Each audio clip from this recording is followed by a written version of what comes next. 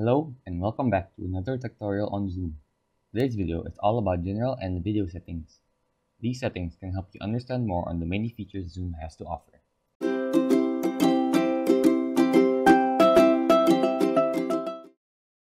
When opening the Zoom client, you are able to see a gear icon found in the top right of the window. When clicked, it will open the settings window. On the left-hand side of the settings window, we are able to see many other sections. In the general settings, there are many features which you can enable or disable. We can start off by allowing Zoom to start when you start Windows, or when you close or minimize the Zoom tab, it moves it to the notification area instead of the taskbar. If you are using dual monitors, there is a feature which allows you to use Zoom in dual monitors here. You are also able to enter full screen when joining a meeting and automatically copy the invite link once the meeting starts. Meeting controls is a tab shown on the bottom when you are in a meeting, and this feature can be hidden here. If you are clumsy and can accidentally leave meetings, this feature here can help you, as there will be a confirmation button to leave the meeting. You are also able to show how long you have been connected in the meeting and ask Zoom to remind you a certain amount of minutes before upcoming meetings. Lastly, you can turn off your camera and mic when your display is off or screensaver begins and set a skin tone for reactions.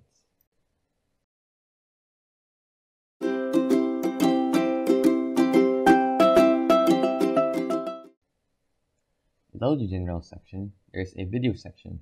In here, you are able to preview your camera and select a camera in this drop down here. You are also able to choose the original ratio for your camera and make your video HD. You are also able to mirror your video, beautify, and adjust your appearance, and also adjust your video for low light, which means it will brighten your video. Other features you can enable is displaying participants' names on their video, turning off camera when joining a meeting, and show video preview when joining a meeting. You're also able to hide non-video participants and see yourself as the active speaker when speaking. You then can also set the maximum number of participants that will be displayed per screen in gallery view. Lastly, you are able to troubleshoot your camera in case it doesn't work over here.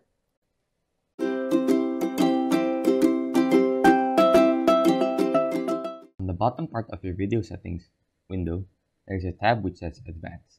When clicked, you will be redirected to the Advanced Video Settings window. In this window, you will be able to optimize video quality with denoise software. Other features are using hardware acceleration to optimize video quality, such as video processing, receiving video, and sending videos.